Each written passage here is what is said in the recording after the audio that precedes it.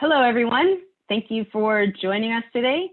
I am, if you are new here, I am Deb Lavoie. I am the founder of Reality Team, and this is our third episode of what we're calling Real Facts, Real Simple, where we're having conversations about information, disinformation, and how to deal with some of the conflict we are seeing in online and in our lives and homes these days. Today, for the first time, we have a guest. Sarah Posner is the author of Unholy, Why White Evangelicals Worship at the Altar of Donald Trump. And she's got some really interesting insights into this community and this culture and how it has become so distinct from what we think of as the mainstream. She's a reporter, a reporting fellow with Type Investigations, whose reporting has appeared in Rolling Stone, Vice, The Nation, Mother Jones, The New Republic, Huffington Post, and quite a lot more. New York Times, Washington Post, etc. I have spoken to her a few times in the last couple of months, and I think you'll find her both knowledgeable and just very pleasant to talk to. So, hi, Sarah. Hi, Deb. Thanks. I think we should start just with a little bit of background. What do you think people should know about the culture of white evangelicalism? Well, white evangelicals are predominantly conservative Republicans. Approximately 80% of them identify with republicanism or conservatism. 81% of them voted for Donald Trump in 2016.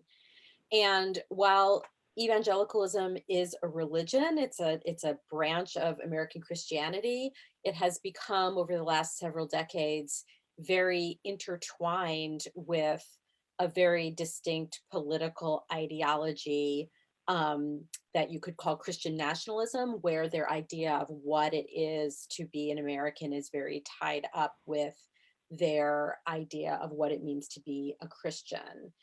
And so it's much more than a religion. It's a political culture that, like I said, is very intertwined with Republican politics and has become now very intertwined with the Trumpian version of Republican politics.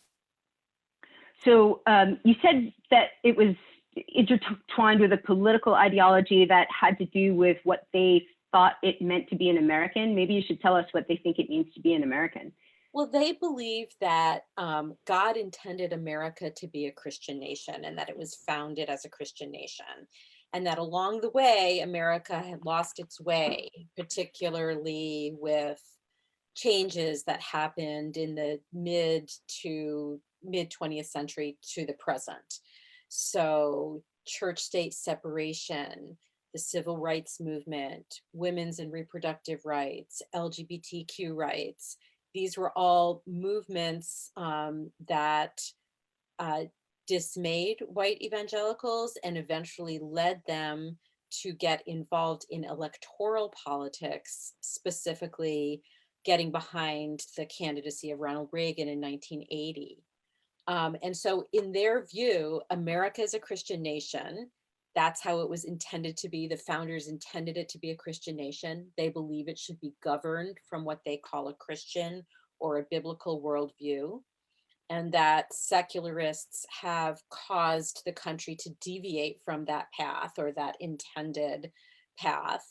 And they view their role in politics to ensure that leaders, whether they're political leaders or judges or presidents, want to govern from that quote unquote Christian or biblical worldview. So I grew up with a very different understanding of America, and grew up thinking that it was separation of church and state was central to the Constitution and to our concept of the country, and that freedom of religion was very a key part of it. So one thing that I think is really interesting is that it seems as though white evangelicals and the Trump campaign have been talking about freedom of religion in a very different way than I'm used to thinking of as freedom of religion. Do you want to talk about that framing a little bit? Sure. So for the Christian right, and when I talk about the Christian right, I'm talking about conservative white evangelicals, conservative white Catholics, conservative white mainline Protestants predominantly. And as a political movement, the Christian right has argued for decades that the separation of church and state is a myth, and that religious freedom is not the sort of pluralism that you're thinking of, where you're thinking of, oh, well, everyone in America, regardless of their religion or absence of a religion, is entitled to the freedom to practice that religion or practice no religion at all.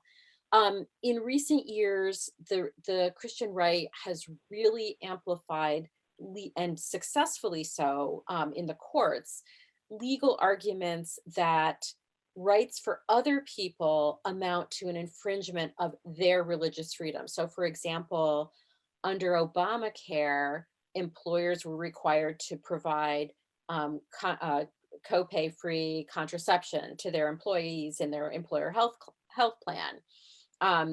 People might remember the Hobby Lobby case, where the Supreme Court ruled that because Hobby Lobby's owners had a religious objection to certain kinds of contraception, it was a violation of their religious freedom to have to provide that kind of coverage in the health plan they provided to their employees. Or people might remember cases involving the baker in Colorado who did not want to bake a cake for a gay couple's wedding, saying that that infringed on his religious freedom. And so these kinds of arguments about what constitutes religious freedom really amount to rights for other people amount to an infringement of our religious freedom. And because religious freedom is in the First Amendment, it's what they call the first freedom, that these other rights have to yield to their concept of religious freedom. And so when you hear Trump talking about religious freedom or religious liberty, or talking about the judges that he's going to nominate who are in favor of this version of religious liberty, he's really playing to the base, which is very devoted to him, and trying to energize them to go to the polls for him in November. So let's talk for a minute. So that sort of segs into the next question, which is, why do evangelicals seem to adore Trump, who on the surface seems to have nothing in common with evangelicals, and yet this issue of civil rights seems to be a place where they overlap? But there's more to it than that, right? Right. So, like I said, white evangelicals first became involved in electoral politics, kind of in lockstep with the Republican Party in the 1980 election, when Ronald Reagan got elected. The year before that, the Moral Majority had been founded. Jerry Falwell, people probably remember Jerry Falwell Sr., his son, Jerry Falwell Jr., has been in the news quite a bit recently. But that's when the Moral Majority was founded, and they made this alliance with the Republican Party. We're going to help Republicans get elected if Republicans will advocate for our positions on these issues and put like-minded Christians in government positions and nominate them to the courts and so forth. But what really animated white evangelicals and fundamentalists into the Moral Majority movement was school desegregation. And so what happened after Brown v. Board of Education, where public schools were ordered to be desegregated, a number of private Christian schools, both universities and K through 12 schools, had policies that were either directly discriminatory or explicitly discriminatory, or had admissions policies where they weren't admitting a lot of non-white students. And so the IRS got involved in trying to hinge their tax exempt status on their compliance with, or even just their attempts to comply with non-discrimination admissions policies. This animated them to get involved in politics. I think that people often think they got involved in politics because of abortion and the court's 1973 decision in Roe v. Wade, the Supreme Court's decision in Roe v. Wade. But really what they were very energized by was the idea that the government was going to tell these Christian schools what to do with regard to their admissions policies. And they considered that to be a violation of their religious freedom. And so the idea that the government shouldn't tell people what to do, particularly when it comes to civil rights, is kind of a bedrock thing that goes back several decades. So when you have Trump come into the campaign and talk in the way that he does about why political correctness is bad, or why you have leftists and anarchists in the streets, or why he doesn't like Black Lives Matter, or why he doesn't like Colin Kaepernick kneeling during the national anthem. These are all things that animate the base because it harkens back to this time when civil rights changes were roiling them and roiling how they perceived their role in society. Interesting. So there's a couple of comments in the feed here. One from, it looks like Cecilia, who says, it's not Christianity, it's a cult. So how would you respond to that? We've talked a little bit about some of the more authoritarian culture. How would you sort of address that? So thanks for the question, Cecilia. Cults have there are people who are experts on cults, and they have very sort of specific criteria for what constitutes a cult. And I'm not an expert on that, so I'm not going to comment on that. What I will say is that in this evangelical culture, authority is very important, as is submission to authority, particularly when the authority is considered to be anointed or blessed or inspired by God. And you will hear very often among evangelicals at the grassroots and also evangelical leaders that God's hand is on Trump, or God anointed Trump. So they see him as this authority figure, this divinely inspired or divinely ordained authority figure. And that is something that they're very much inculcated to think that they shouldn't question. And so the idea of admiring and submitting to an authority figure like that is very familiar to them. And so while other people might look at it and say, wow, like he's an authoritarian, why would you like follow him without question? And in white evangelical culture, that's much more of a expected thing to do. And yesterday, sir, when we were talking, you also mentioned it's not just that they're discouraged from questioning, they're also discouraged from listening to outside views. Is that correct? Well, in the Trump era in particular, the grassroots of the Christian right has been encouraged by Trump, by members of Congress, by leaders of advocacy and activist organizations, not to listen to the quote unquote fake news, right? And so I have seen members of Congress, senators tell audiences not to watch the news, to look at social media of trusted to them individuals, or listen to what people that you go to church with might tell you, or look at the social media of trusted individuals, or watch Fox or Christian Broadcasting Network. So they're very explicitly told not to trust the mainstream media or quote unquote fake news or enemy of the people, as people in the Trump administration have called it. And so what happens is, as these mounting scandals and corruption and impeachment has roiled the Trump's presidency, and people outside the base look at it and say, how can they still be supporting him after this mountain of evidence of scandals and corruption?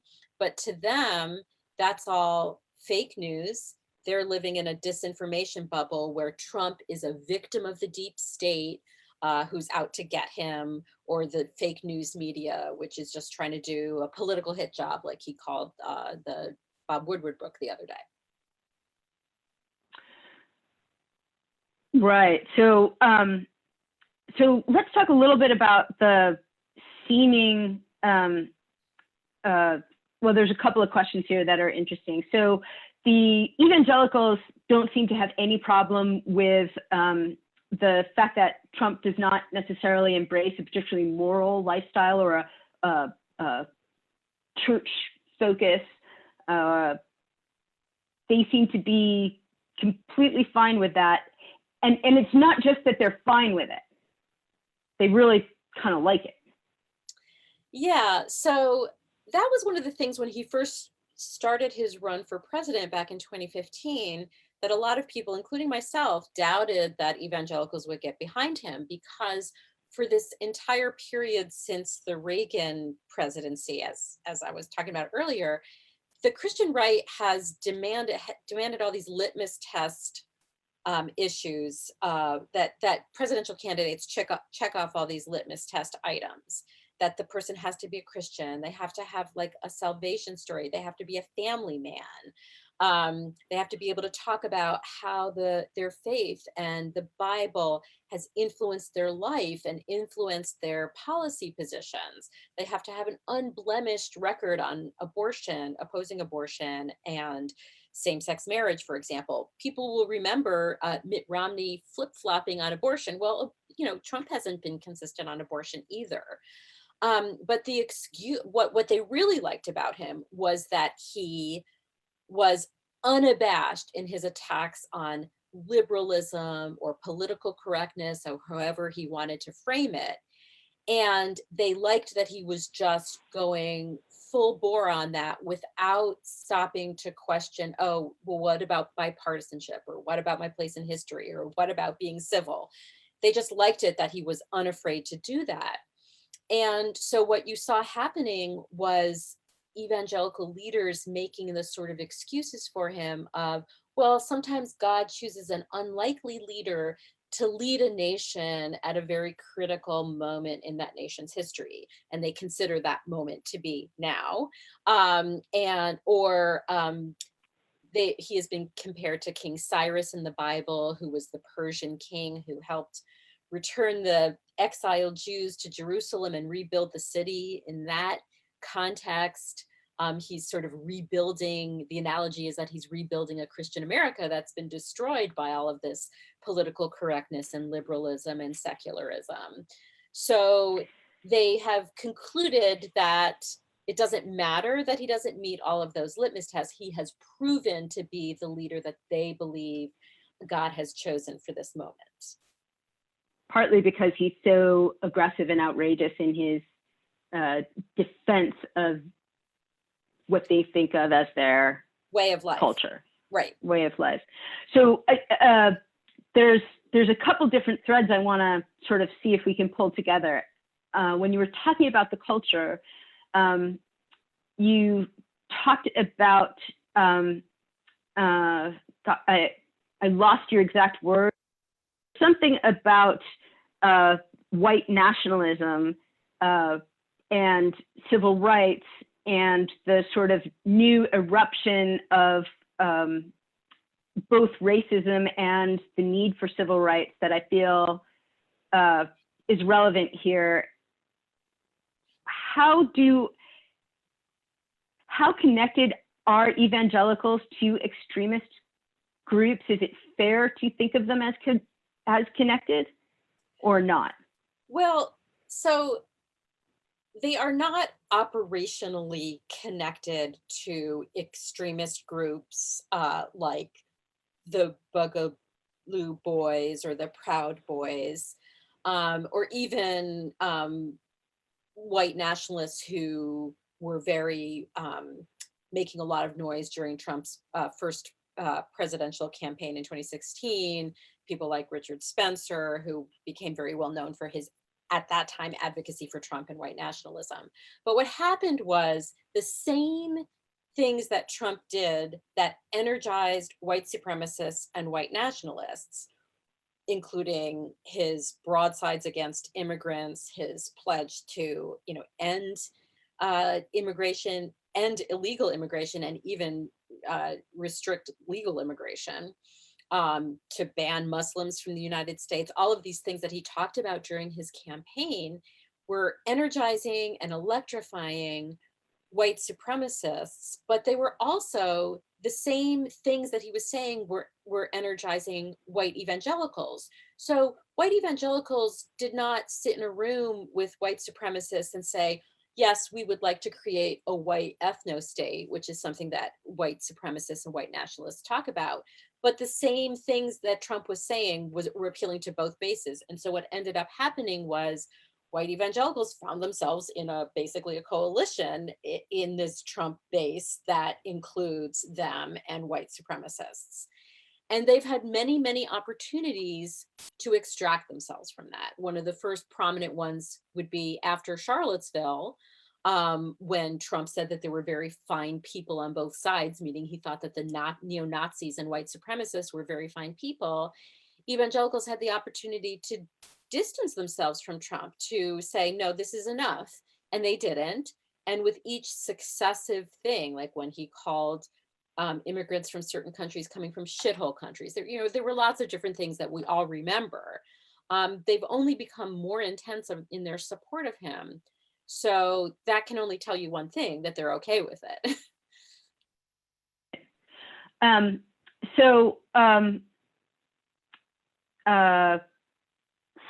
just reading some of the questions from the feed.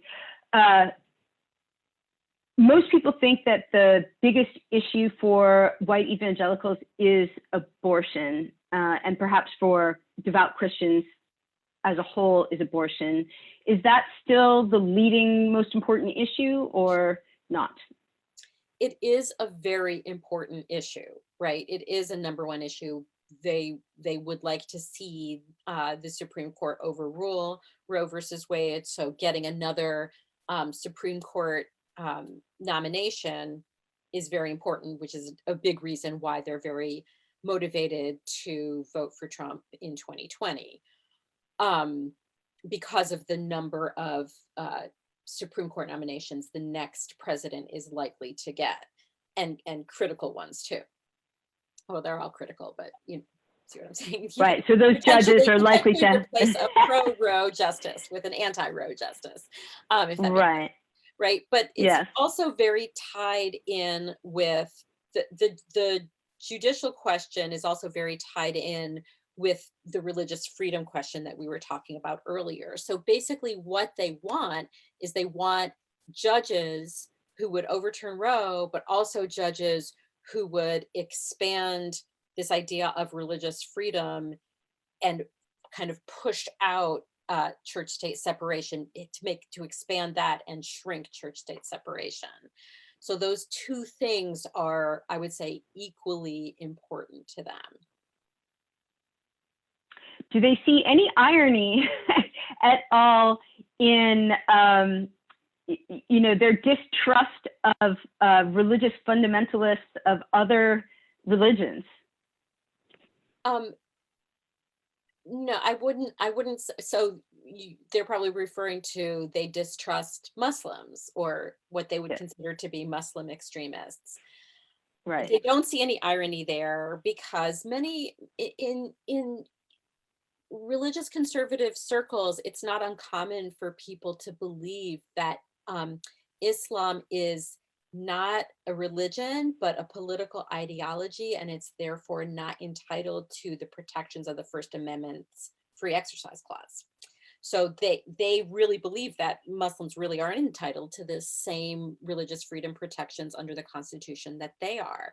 They believe that America is a Christian nation, right? So, and that disputing that is, anti-American in their view.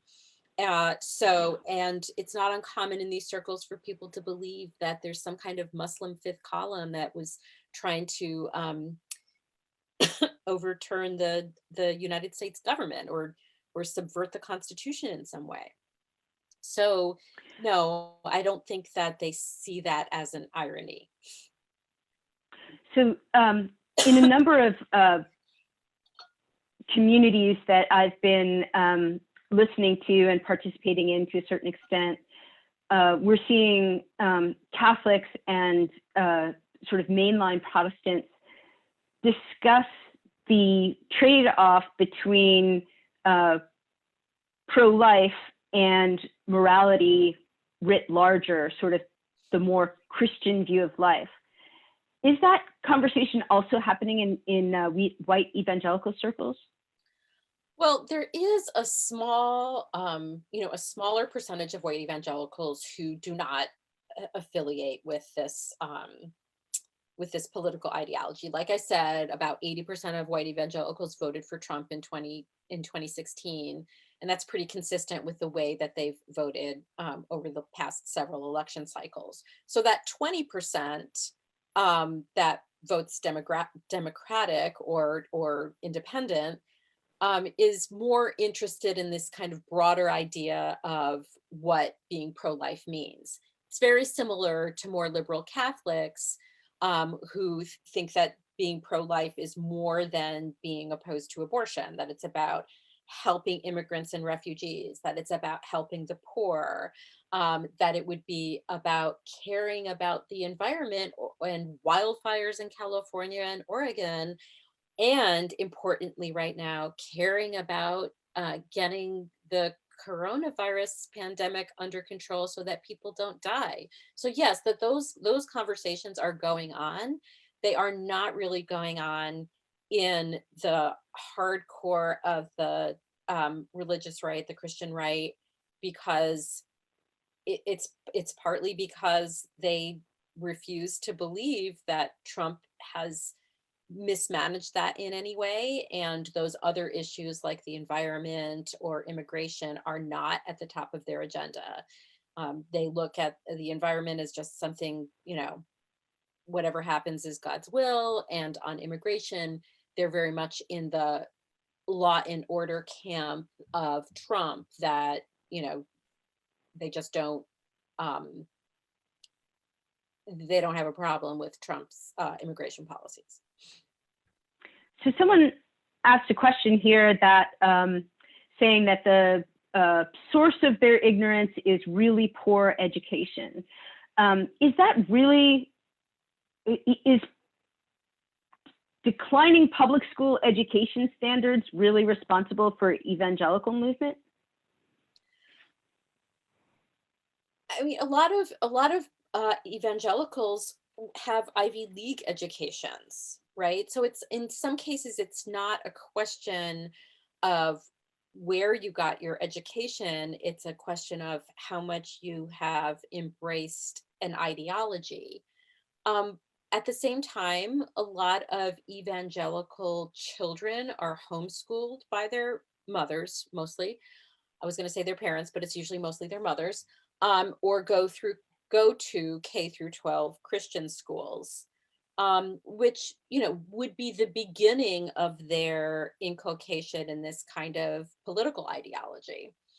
So I wouldn't blame it on the public schools. It's really more of a question of the evangelical culture isolating their children in very ideological educational environments like homeschooling or Christian schooling. I have a harder question for you that I don't think we really discussed yesterday and perhaps should have, which is, how do we as America have a meaningful conversation about the soul of the country, about whether there is separation of church or state, whether civil rights are valid, with a subculture of people who seemed determined not to accept what most Americans think of as the core of American ideology? Yeah, it's a very... Is there a way to bridge that? Right. It's a very hard question because, if you believe that pluralism and democracy and civil rights and human rights and the dignity of all people is at the core of being an American, um, it's often very difficult to have a conversation with somebody who believes that you are that you're not a true American for believing that, or that you hold some anti-American or anti-Christian beliefs. So I think it's sometimes very difficult to have those conversations. I do think that there's a growing community of people who consider themselves to be ex-evangelicals, or they sometimes call themselves ex-evangelicals. Um, and sometimes talking with people who, grew up in that subculture and had a difficult time extricating themselves from it, just like psychologically difficult time extricating themselves from it.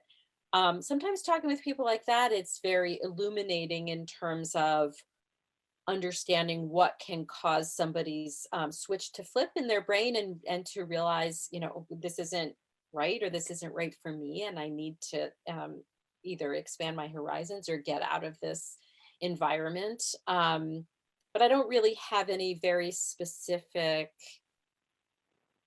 pieces of advice about how to communicate with somebody who doesn't want to listen to what you have to say. Um, and I mean, you can Is always that try, but it's a evangelical? difficult thing. Yeah. So I have heard that younger evangelicals are less comfortable with some of this position. Is that a trend that you have evidence to support, or is that part of what's driving this ex-evangelical movement? Well, I think a lot of the ex-evangelicals do tend to be younger. I think that there is some evidence that younger evangelicals are not as hardcore as their parents' generation on LGBTQ issues, for example. But they are very dedicated they remain dedicated opponents of abortion. I mean, I guess anecdotally, in my reporting, I do meet a lot of young evangelicals, and they're very, they're not squishier on a lot of this than their parents are. They're very devoted to it. But I think the thing to remember is that in that younger generation as a whole, 18 to 29-year-olds, there are fewer white evangelicals because that generation is both less white and less religious. So there are a shrinking number of white evangelicals in that age group. But the other thing to remember about white evangelicals and voting is that they have traditionally voted outsized relative to their share of the population, right? So in 2016, they were 17% of the population, but they were more like a quarter of the electorate and like a third of Republican voters. So they've always been very good at getting out the vote, especially relative to what their share of the overall population is. Yeah, that's true. So a couple other questions. So a couple of people have commented about some of the horrifying things that Trump has said or done that either should offend evangelicals because they're crass or vulgar, or are directly insulting evangelicals or their leaders, and yet they don't seem to lose evangelical support. Why don't you just comment on that and I'll stop. Right. So throughout his campaign and presidency, white evangelical approval of Trump has fluctuated from like the mid 60s to the high 70s, right? So there have been times when it's gone down a little bit, but it always seems to come back when they're asked the follow-up question of, are you still going to vote for him, right? So he's still, even with all of it, the Access Hollywood tapes, the crass comments, the criticisms of evangelical leaders who dared to question him, all of it that the commenters are probably zeroing in on. there's still a core of about 65% of white evangelicals who that doesn't even shake their approval rating of him. And then like I said, when do they hear that news? Does that news get through to them? Maybe not. So a lot of times you'll hear people say things like, oh, I don't look at his Twitter feed, or it's just a tweet. There's a lot of that. And there's also a lot of believing that it's fake news. It wasn't reported accurately. A lot of evangelical leaders who meet regularly with Trump will often describe him as not the same person in person as what you might see portrayed on the news, that he's actually very kind and warm and generous. And like I said, even for ones who have issues, say, with some of the crass language or the tweeting or any of it, when it comes right down to it, they see the election as a choice between somebody they believe is saving the Christian nation, however imperfectly, versus someone they've been told, Joe Biden, that they've been told will take their religious freedom away and allow abortions up until the moment of birth. This is actual language and rhetoric that's used by activists and in Christian media and Christian social media, evangelical Christian social media. So, there's not a lot that shakes their faith. So if they're talking about disinformation like abortion at the moment of birth, which, if anyone's curious, is not a thing. Right. Are they also susceptible to other types of disinformation? Not just sort of, what Trump says, but, are they equally skeptical of, say, science and vaccines and that we've seen going around? So the vaccine, the vaccine thing is not, there's not a sort of, there are some who are anti-vaxxers, but it's not, I don't know that it's a predominant thing. Climate change is an important scientific issue where they're skeptical of that. They're very susceptible to using or parroting conspiracy theories about the deep state's designs on subverting Trump's presidency. They're very susceptible. You see a lot of anti-George Soros conspiracy theories. A conspiracy theory related to George Soros that's very common is the idea that he is advocating gender ideology, which is kind of their catchword for LGBTQ rights and reproductive rights, and that this gender ideology is being imposed on children in public schools and turning them into I don't know, Trump used a word the other day in one of his rallies that freaked me out. It was the term patriotic education, which sounded like communist China, scary stuff. Right. So that's another thing that would be that where Trump is and white evangelicals are behind him on it. So the idea that he's keeping us safe from anarchists or Antifa in the streets, or that Black Lives Matter protesters are anarchists or left-wing agitators is another word that he uses a lot. Those kinds of ideas are very proliferate quite easily and are parroted a lot in evangelical circles. And this idea of patriotic education is the idea that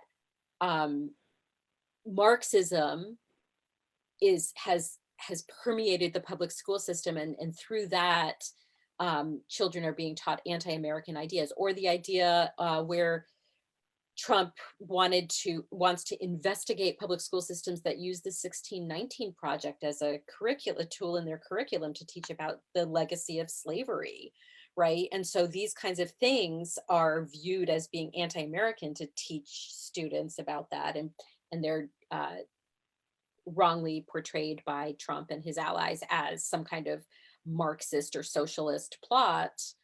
And so when he's talking about patriotic education, he's talking about, that's a dog whistle or a bullhorn to the base that believes those kinds of conspiracy theories about what students are taught in public schools, which explains a lot about why a lot of evangelical Christians homeschool their children or send them to Christian schools. What do evangelicals think that Marxists are? Well, I mean, they, they tend to think that the Democratic Party is just some kind of softer version of Marxism or communism, and they're just like waiting to impose a full bore communism on all of us. Never mind. But what is that? What is that? What do they think that looks like? Like, what is that? I think it looks like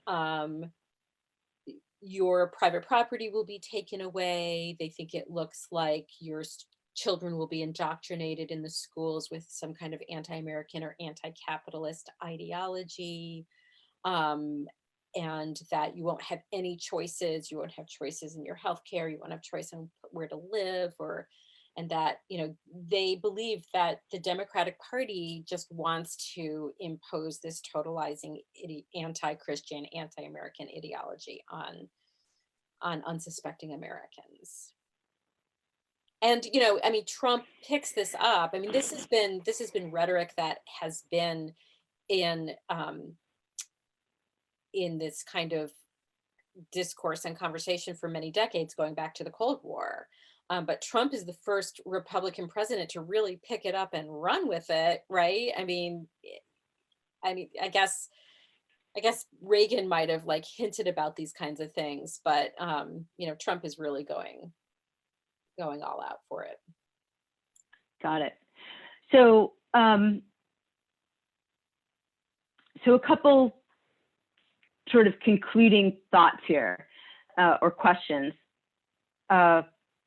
Number one, is there anything that would create doubt in the evangelical community that Trump was their savior? Is there any constitutional, moral thing that he could do? Someone mentioned this, that in Michael Cohen's book, he said terrible things about the evangelicals who had just prayed for him. Is there anything that he could do that would break through some portion of that thinking? Well, I think that the item in Michael Cohen's book was that after some evangelicals had prayed for him, that he said to Cohen, "Can you believe that anybody believes this BS?" Right, which seems to drive right at the heart of what they believe. They very much believe in prayer and the power of prayer, and he thought it was BS and said so, not to them, but again, the inclination to disbelieve anyone who would come against Trump or who would criticize Trump is very, very strong. And, you could see, I really think I've interviewed people who really believe that, God has anointed Trump, that he's picked him for this moment in history, and nothing is going to shake their belief. You've got to wonder whether some of the political leaders, really recognize all of his faults, but look at it perhaps a little bit more cynically, and that, he's what we've got right now. And if we don't vote for him and mobilize the base to vote for him, we've kind of lost our momentum on regaining control of the courts for quite some time, maybe forever. So possibly some people think of it more in a more calculating way than that, but I think that the idea that Trump is the victim, that Trump is the persecuted one, kind of echoes their, or it mirrors their sense that they've been persecuted by all of these pluralistic changes in American society and law and culture. And so they bind together with him on that. Should Democrats be making a bigger deal of the courts? Yes. Could I say more? So the reason why is the courts are at, if Trump has nominated more than 200 judges, and Mitch McConnell has rubber stamped them, in the Senate. Many of them are unqualified. Many of them have extreme views on the law, on the issues that we've been talking about, but also on other issues. And many of them are quite young. And so they could, if he had another term and the Republicans maintained control of the Senate, he could remake the law, the courts, and therefore the law on issues relating to people's rights, corporations, business, everything for generations. They have lifetime appointments. And the Republicans, with the help of the Christian right, have for numerous election cycles made the courts kind of the centerpiece of why their guy should get elected, because the courts do, decide the law, right? And so therefore, how our lives will be governed, and our rights decided. So the fact that the Republicans make control of this courts a centerpiece of how to mobilize voters signals that the Democrats should be doing the same thing to make their voters realize what the stakes are. The Republicans use it not only to keep voters who are, regulars coming back, but to mobilize squishy voters who, might be like, oh, I don't know if I'm going to vote. But then they use that as a get out the vote tool. It's kind of amazing that the Democrats. Yeah, it's pretty motivating. Yeah. What about the Democratic discussion of faith and values? At the Democratic convention, there was a lot of talk about faith and values. Right. Does that matter to people who have already rejected Democrats? Does it matter to mainline Christianity? That might be outside your purview. No, I think that it matters. I think it has a very slim chance of changing the minds of people who've already bought into the Trump Christian nationalist agenda. But I think it could be motivating to maybe a sliver of people who might have at one time done that. But I wouldn't hold out a lot of hope of peeling away many of the previously pro-Trump voters. I think it's important as a motivator for voters. Let me just put it this way. This election could be decided by slim margins in a small number of states, like 2016, right? So anything that the campaigns do to peel away voters who might have been squishy in 2016 or might be squishy now is obviously going to be very important to them. So even peeling away a few conservative Christians might be helpful to the Biden campaign. But I think probably even more importantly is that the Biden campaign is making this a sort of all faith kind of get out the vote motivator, not just Christians, but Jews, Muslims, and so forth. And also that the appeal to Christians is an appeal to Christians who reject Trump's Christian nationalism and embrace the more, social justice-y kind of Christianity. And that could be very motivating to go out and vote for a lot of voters. So, what do you think people need to sort of take away from this discussion, your book, which is very interesting and a very compelling read? I strongly recommend people actually go check out this book. I've been enjoying it this week. Where do you go with this? How does this project forward? I think that people need to recognize that what I write about in the book is something that is not necessarily unique to Trump, that Trump is more of a symptom of right-wing nationalism, which is growing in our country or intensifying in our country, and right-wing white Christian nationalism. And Trump may be there today's savior, right?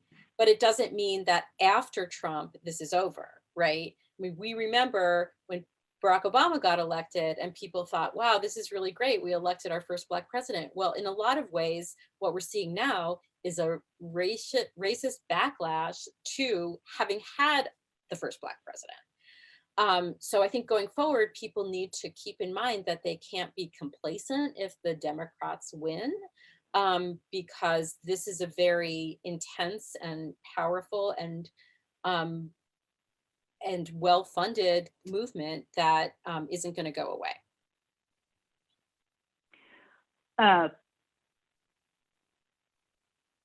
So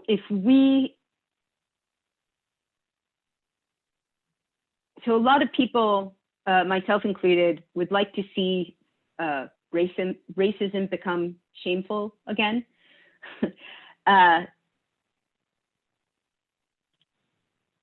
Any thoughts on how that becomes possible? Well, I think that Trump, because he's a racist, right, has emboldened racists, and he's emboldened violence, right? So what we're seeing in the streets now, where we see a 17-year-old kid, get driven by his mother with an automatic rifle to go, protect the mom drove him.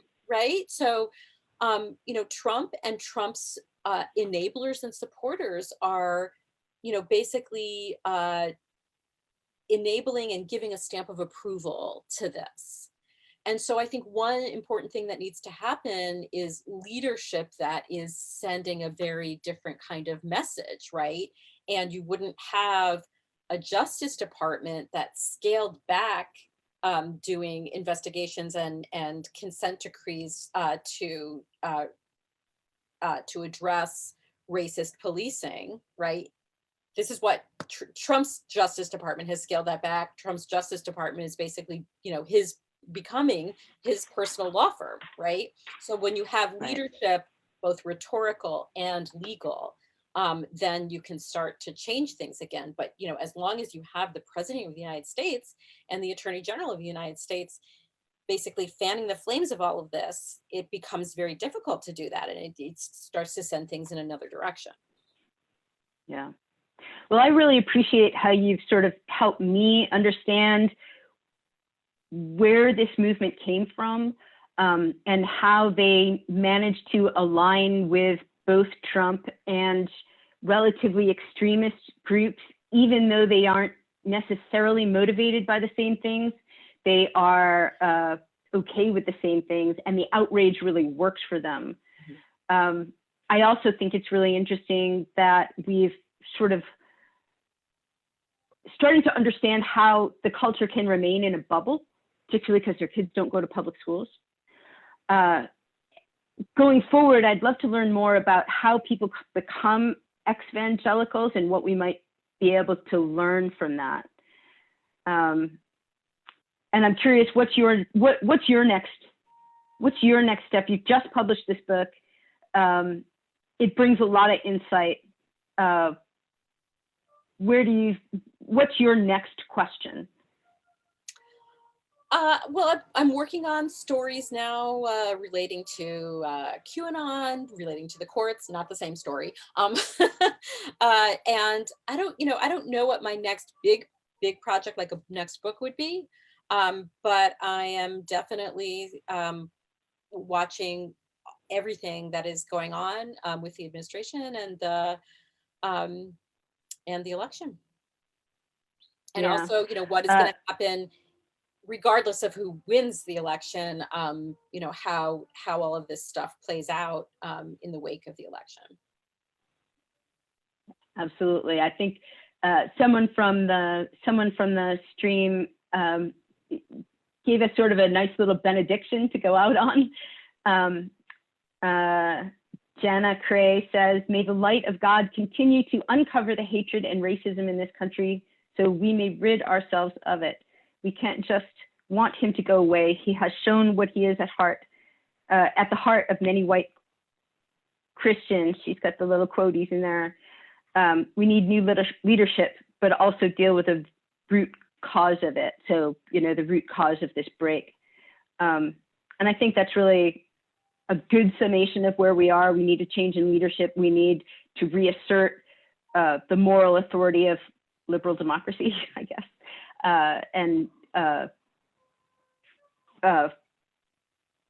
You know, I'll stop there. Do you have a final comment that you would reflect on there?